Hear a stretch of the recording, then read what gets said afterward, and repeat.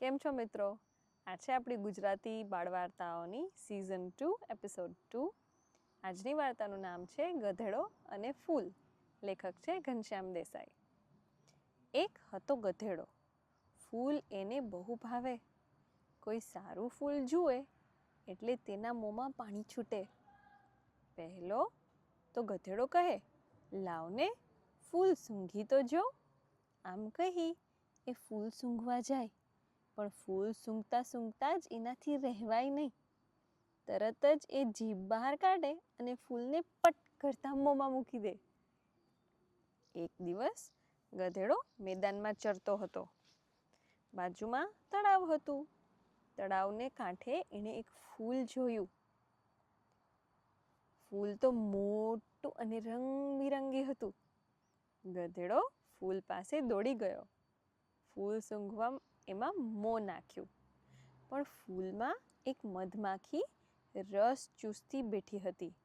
તેને ખૂબ ગુસ્સો ચડ્યો. તેણે ગધેડાના હોઠ પર જોરથી ચટકો ભર્યો. ગધેડાએ ગભરાઈને મોં પાછું ખેંચી લીધું. ગધેડાનો એક હોઠ સૂજીને દડો થઈ ગયો. ગધેડાએ ગભરાઈને દોડવા માંડ્યું. સામે મળી ગાય. ગાયે પૂછ્યું, કેમ ગધેડા ભાઈ દોડો છો? ગધેડો કહે, પેલું ફૂલ દેખાય છે ને, એમાં કંઈક છે. શું છે તે ખબર પડતી નથી. ગાય ફૂલ પાસે ગઈ. ફૂલમાં શું છે તે જોવા તેણે તેમાં મોં નાખ્યું. મધમાખીએ ગાયના હોઠ પર પણ જોરથી ચટકો ભર્યો. ગભરાઈને ગાયે મોં પાછું ખેંચી લીધું. ગાયનો એક હોઠ સૂજીને દડો થઈ ગયો. ગાય દોડતી જતી રહી. રસ્તામાં મળ્યું ઊંટ. ઊંટે પૂછ્યું, ગાય બહેન કેમ દોડો છો? ગાય કહે, પેલા ફૂલમાં કંઈક છે, પણ શું છે તે ખબર પડતી નથી. ઊંટ ફૂલ પાસે ગયું.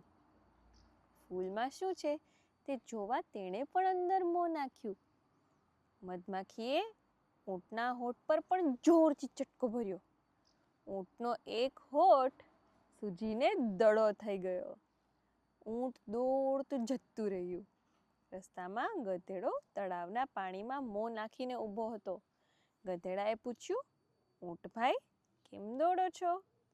ઊંટે કહ્યું, પેલું ફૂલ દેખાય છે ને, તેમાં કંઈક છે, પણ શું છે તે ખબર પડતી નથી.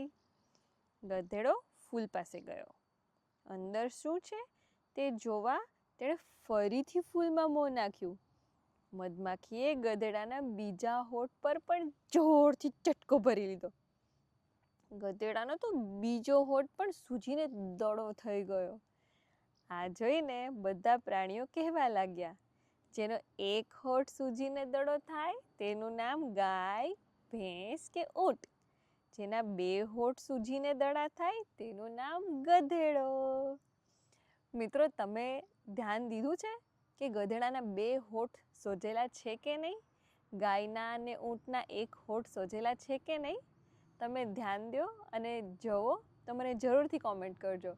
અને ઇન્સ્ટાગ્રામ, યુટ્યુબ અને સ્પોટીફાયમાં અડકો દડકો બાય રુચિ દીદીને જરૂરથી ફોલો કરજો.